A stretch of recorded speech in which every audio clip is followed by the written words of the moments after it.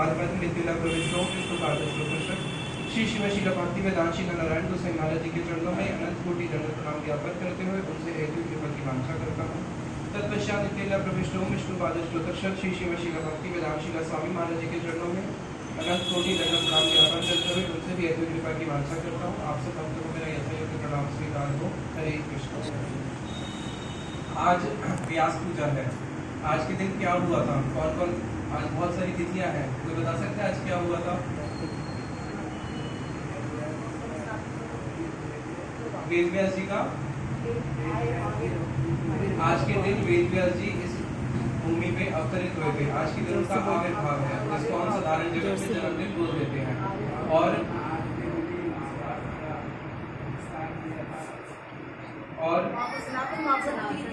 सनातन गोस्वामी जी का तिरुभाव जिन्होंने मदन मोहन जी को प्रकाशित किया था। तो पहले हम श्रवण करते हैं वेद व्यास जी का जन्म कैसे हुआ।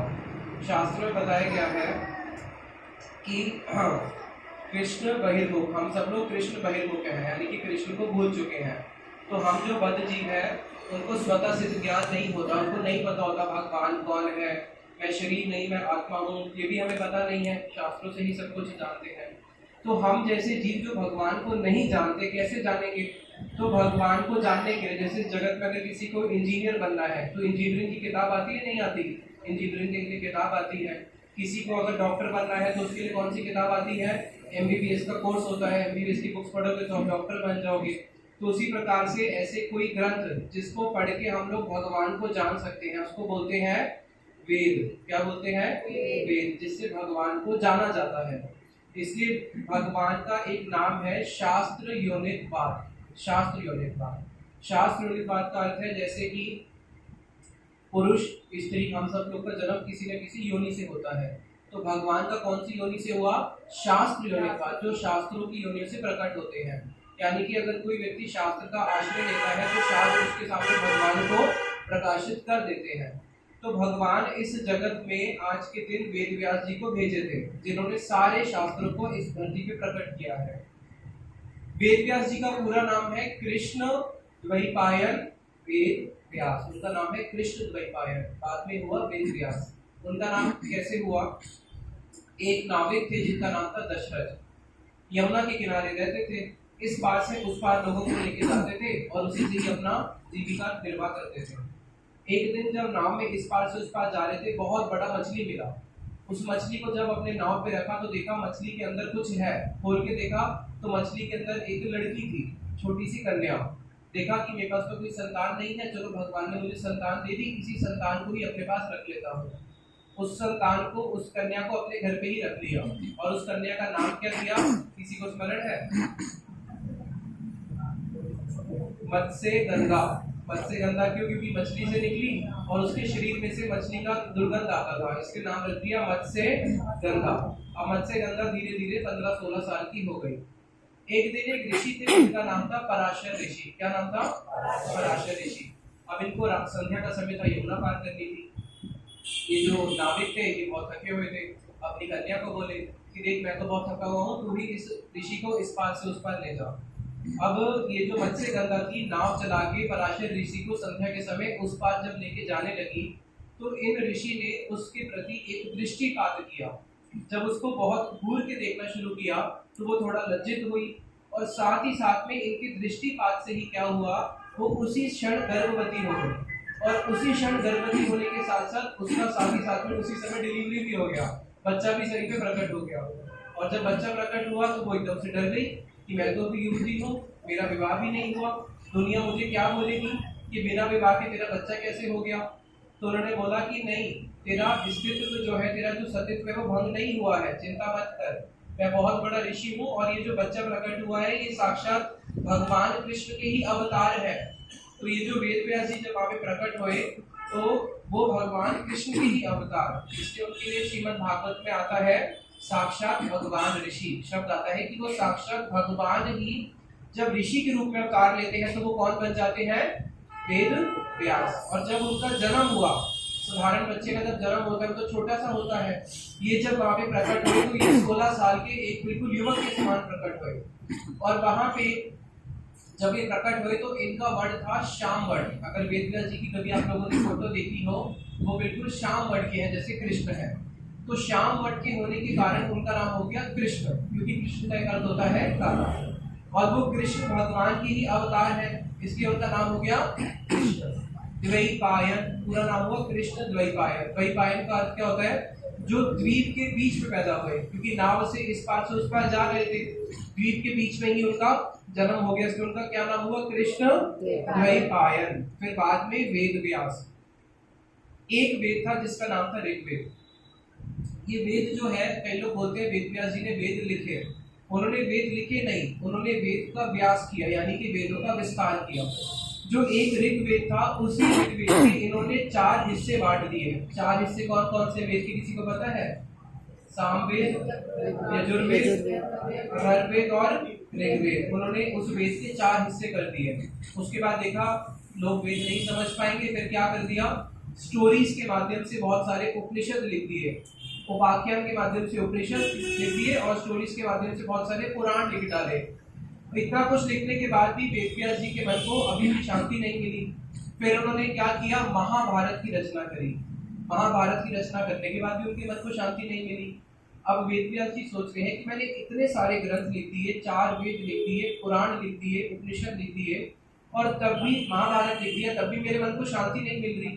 तो प्रश्न है, क्या वेद पढ़ेगा, जो पुराण पढ़ेगा या उपनिषद पढ़ेगा, उसके मन को शांति मिलेगी जब लिखने वाले को नहीं मिल रही?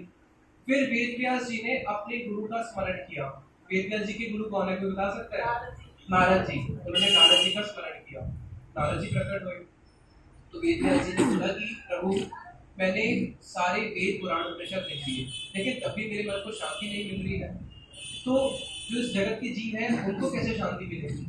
तो नारद जी ने बोला कि देखो, इस जगत में जैसे एक उदाहरण समझो, कई लोग बोलते हैं ना कि हिंदू धर्म के अंदर इतने सारे देवी देवता है, मुसलमान में एक है, क्रिश्चियन में एक है, ज्यूइश में एक है, तो उनकी हमें धोखा देते हैं। एक बात बताओ, आप एक ऐसी यूनिवर्सिटी पे गए जहाँ पे केवल एक ही कोर्स होता है, बीकॉम। दूसरी यूनिवर्सिटी पे गए, वहाँ पे केवल एक ही कोर्स होता है, एमएससी, और कुछ होता ही नहीं। और एक बहुत बड़ी यूनिवर्सिटी जहाँ पे हजारों डिपार्टमेंट है, हजारों कोर्सेज है, तो कौन सी यूनिवर्सिटी बड़ी हुई? जिसमें एक कोर्स होते हैं, जिसमें हजारों डिपार्टमेंट है, हजारों लेक्चरर है, हजारों एचओडीज है, कौन सा बड़ा हुआ? जो बड़ी यूनिवर्सिटी, जैसे आज की डेट में हमारे भारत की कोई भी यूनिवर्सिटी देख लो, वहाँ ज्यादा से ज्यादा 20, 25, 30 कोर्स होंगे, लेकिन हार्वर्ड यूनिवर्सिटी, ऑक्सफोर्ड यूनिवर्सिटी, वहाँ हजारों कोर्स होते हैं, इसलिए वो विश्व की सबसे बड़ी यूनिवर्सिटी मानी जाती है। तो उसी प्रकार से हमारे सनातन धर्म के अंदर सबको आश्रय दिया जाता है, चाहे कोई व्यक्ति बहुत लेस इंटेलिजेंट हो या बहुत ज्यादा बुद्धिमान वाला हो, सबको आश्रय मिलेगा। इसलिए वेदव्यास जी ने जो वेद पुराण उपनिषद लिखे, इस जगत में कई लोग तामसिक वृत्ति के होते हैं, कई लोग राजसिक होते हैं और कई लोग सात्विक होते हैं। तो तामसिक लोगों के उन्होंने तामसिक पुराण लिख दी। तामसिक पुराण के अंदर उन्होंने लिख दिया किस प्रकार से आप लोग बलि चढ़ा सकते हो, बलि चढ़ा के आप मांस खा सकते हो, किस प्रकार से दारू यज्ञ में चढ़ाई जाती है, उसका फिर सेवन किया जाता है। वो तामसिक लोग हैं। तामसिक लोग, अगर आप उनको बोलो कि मांस नहीं खाना, वो मानेंगे? वो तो मांस खाएंगे ही। उनको बोलो मदिरा नहीं पीनी, मानेंगे? वो तो करेंगे ही। तो तामसिक लोगों को एक विधि दे दिया कि तुम इस विधि से करो। राजसिक लोग, सात्विक लोग। जो सात्विक लोग हैं उनके लिए क्या बोला? प्याज लहसुन भी नहीं खाना। जो सात्विक पुराण है उसमें प्याज लहसुन का भी निषेध है, और जो तामसिक पुराण है उसमें क्या बोला? मांस भी खा लो, मदिरा भी पी लो। तो हर प्रकार के लोग होते हैं, सबके लिए अलग अलग आदेश होते हैं। तो वेदव्यास जी ने जब सारी रचना कर दी, जब भी मन को शांति नहीं मिली, फिर नारद जी ने बोला, आपने किसी पुराण में लिख दिया शिव जी भगवान है, तामसिक पुराण में, राजसिक पुराण में आपने देवताओं को भगवान कर दिया, सात्विक पुराण में आपने विष्णु जी को भगवान कर दिया। अब इस चीज का तो आपने निरूपण नहीं किया ना कि वास्तविक भगवान कौन है। इस जगत के लोग कंफ्यूज ही रहेंगे। शिव जी के भक्त बोलेंगे शिव जी भगवान है, विष्णु के बोलेंगे विष्णु भगवान है, देवी के बोलेंगे देवी भगवान है।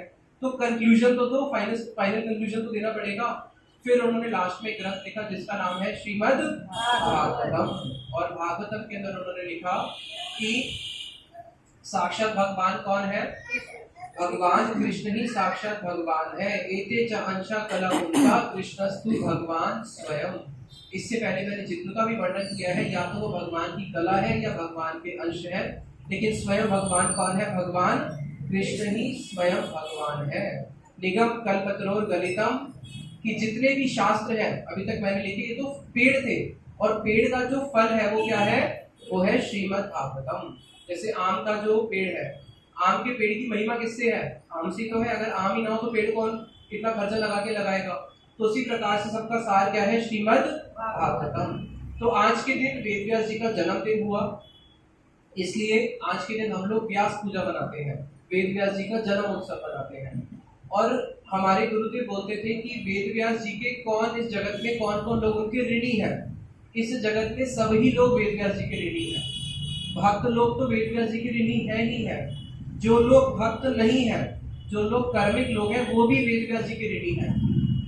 कैसे, जितनी भी साइंस है वो सब कहाँ से आई, सब वेदों से आया। यहाँ तक कि जो सारी भाषा बोलते हैं, भाषा भी कहाँ से आई है, सभी शास्त्रों से आया है। इस जगत की जितनी भी साइंस हो, फिलॉसफी हो, कॉमर्स हो, ज्योमेट्री हो, ट्रिग्नोमेट्री हो, सब कहाँ से आया है, सभी शास्त्रों से आया है। इसलिए कोई माने या ना माने, सब आज किसके ऋणी है, वेद व्यास जी के ऋणी है। अब प्रश्न होता है, आज के दिन वेद व्यास जी की पूजा सब लोग करते हैं, सब लोग वेद व्यास जी की पूजा करते हैं। देखो होगा आपने, जैसे यहाँ पे बहुत सारे सोनार लोग हैं जयपुर में, जिन्होंने अपने गुरु से सोना बनाना सीखा था, सोने का काम करना सीखा था।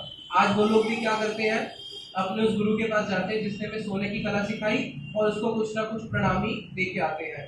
इस जगत में जो भी हमारे बहुत भौतिक गुरु हैं, जिन्होंने हमें कुछ भी सिखाया हो, उनको भी आज लोग क्या करते हैं, उनकी पूजा करते हैं। लेकिन अभी प्रश्न है कि वेद व्यास जी की वास्तविक पूजा क्या है। आज व्यास पूर्णिमा के दिन हम किस प्रकार से उनकी वास्तविक पूजा कर सकते हैं, इसको आज हम समझेंगे।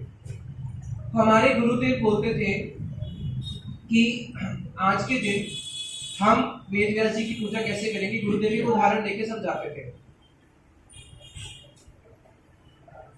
गुरुदेव ने एक उदाहरण दिया था, इसको आप समझने का प्रयास करना। श्रीमद् चैतन्य महाप्रभु के कितने सारे भक्त थे नवदीप में, हजारों भक्त थे। चैतन्य महाप्रभु के हजारों भक्त होने पर भी रूप गोस्वामी जी के थे। हम लोग गौड़िया वैष्णव संप्रदाय में प्राय लोग दीक्षित है, इसको समझने का प्रयास कर पाएंगे। रूप गोस्वामी जी जिन्होंने गोविंद देव जी को प्रकट किया है, रूप गोस्वामी जी के लिए क्या शब्द आता है, श्री चैतन्य मनोभीष्टम स्थापितम येन भूतले, कि रूप गोस्वामी जी ऐसे थे जो श्रीमद् चैतन्य महाप्रभु का मनोभीष्ट पूर्ण कर पाए। यानी कि श्रीमद् चैतन्य महाप्रभु के मन की जो इच्छा को समझ के जिन्होंने उनकी मन की इच्छा को पूरा किया, वो कौन थे, रूप गोस्वामी। उनके लिए शब्द आया कि उन्होंने उनके मनोभीष्ट को पूर्ण किया। तो गुरुदेव के बहुत सारे सेवक होने पर भी उनके जो सबसे प्रथम सेवक होगा, जो उनका सबसे सुप्रीम सेवक होगा, वो कौन होगा, जो गुरुदेव के मनोभीष्ट को क्या करेगा, पूर्ण करेगा। जो अपने गुरुदेव के मनोभीष्ट को पूर्ण कर सकता है, उसको बोलते हैं गुरुदेव का वास्तविक सेवक। जैसे एक पिता के बहुत सारे पुत्र होते हैं, लेकिन कोई एक ऐसा पुत्र होता है जो पिताजी की क्या सेवा आवश्यकता है बोलना नहीं पड़ता, अपने आप ही समझ जाता है और कर देता है। पिताजी बाकी पुत्रों को क्या बोलते हैं कि तुम्हें तो बताना पड़ता है, तभी तुम करते हो, कभी नहीं करते, इससे सीखो, इसको तो बिना बोले ही पता है कि मुझे कैसे प्रसन्न करना है। तो इसलिए अभी प्रश्न ये है कि हम लोग अपने गुरुदेव की सेवा करते हैं आज के दिन। एक तो हो गई साधारण सेवा, और एक होती है विशेष सेवा, जिनसे हम उनके हृदय को जीत लेते हैं। तो वो कौन सी सेवा होती है, उसको क्या बोलते हैं, मनोभीष्ट सेवा, की उनके मन के अभिष्ट को जान के उनकी सेवा करना। और हमारे जितने भी गुरु वर्ग हैं, उन्होंने अपने गुरुदेव की कैसी सेवा करी है, मनोभीष्ट सेवा करी है। इसको एक उदाहरण देके समझाते थे। हमारे गुरुदेव बोलते थे कि मैं जब अपने गुरुदेव के पास आया, मैंने उनकी कैसे सेवा करी, अपने प्राणों को अपनी हथेली पे रख के। इसको बोलते हैं गुरुदेव का वास्तविक शिष्य। गुरुदेव बोलते थे कि जैसे आज के दिन अभी हम राधा रमन प्रभु से श्रवण कर रहे थे कि हम लोग गुरुदेव के पास आते हैं, और गुरु पूर्णिमा का अर्थ क्या है, साल में एक बारी आ जाओ गुरु के दरबार में, 10, 20, 50, 100, 1000 पे चढ़ा दो, एक पुष्प चढ़ा दो, एक माला चढ़ा दो, और हो गया व्यास पूजा।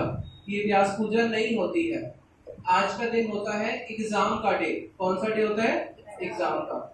साल में एक बारी एग्जाम होता है बच्चे का, उसके लिए उसको एग्जाम से पहले पढ़ना पड़ेगा या पूरा साल पढ़ना पड़ता है, पूरा साल पढ़ना पड़ता है। और एग्जाम क्यों लिया जाता है, ये देखने के लिए कि भाई तुमने पूरे साल किया क्या था, तभी तो पता चलेगा। पूरे साल तुम पागल बना रहे थे टीचरों को स्कूल में आके, या कुछ पढ़ते भी थे।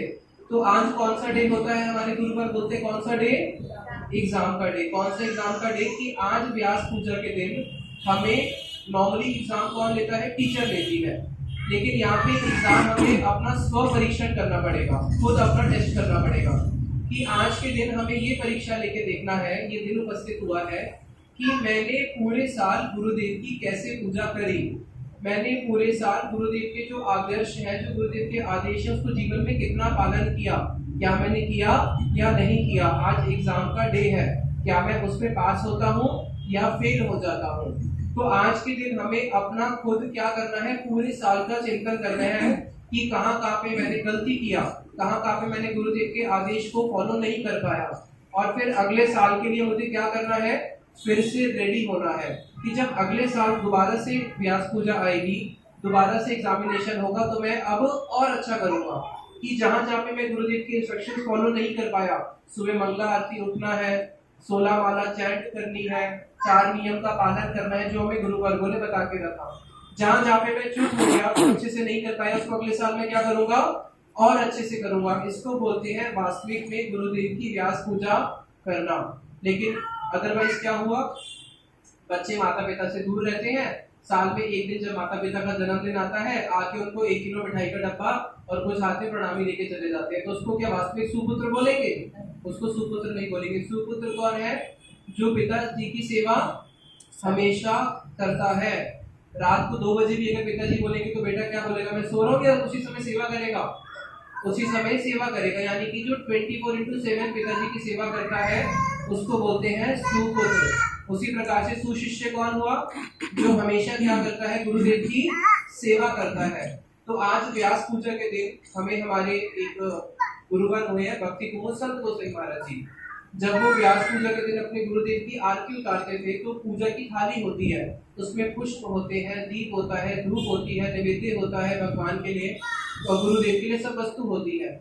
तो जब उनके सेवक उनको पूरी थाली सजा के देते थे व्यास पूजा के लिए, और जब वो गुरुदेव की आरती उतारते थे उसमें कुछ भी मिस नहीं होना चाहिए। जब अभी हम गुरुदेव की आरती करेंगे, आप लोग देखना, उसमें उनको पंखा भी दिखाते हैं, उनको मिठाई भी लगाते हैं। तो वो बोलते थे कि आज जब मैं गुरुदेव की व्यास पूजा के दिन आरती कर रहा हूँ, मैं देख रहा हूँ मेरी थाली तो पूरी भरी है, इसमें किसी भी वस्तु का अभाव नहीं है, अच्छे से मेरी व्यास पूजा हो गई। लेकिन वो बोलते थे नहीं, जब मैं अपने हृदय के अंदर झांक के देखता हूँ तो मेरा हृदय तो पूरा आज खाली ही है। मैंने अपने हृदय के अंदर किस प्रकार से गुरुदेव की पूजा करी, उसको हमें क्या करना है, आज के दिन चिंतन करना है। तो इसलिए व्यास पूजा हमारे गुरुदेव बोलते थे वास्तविक व्यास पूजा है कि जो व्यक्ति गुरु के आदर्श को हमेशा स्मरण रखता है उसकी ही वास्तविक में व्यास पूजा मानी जाती है। अगर इस जगत में सबसे बड़ी हानि क्या है, शास्त्रों ने बताया कि जगत में सबसे बड़ी हानि क्या है, किसी का फोन खो गया वो बहुत दुखी होता है, किसी के बैंक में से आजकल पैसे चोरी कर लेते हैं ना ओटीपी फोन पे लेके, वो बहुत दुखी होता है मेरा पैसा चोरी हो गया। लेकिन शास्त्र बोलते हैं सहानिश सहमाश्चित्रम यन्मूर्तम वा अपि वासुदेवम अचिंतयेत, कि अगर हम लोग एक क्षण के लिए भी भगवान को भूल जाएं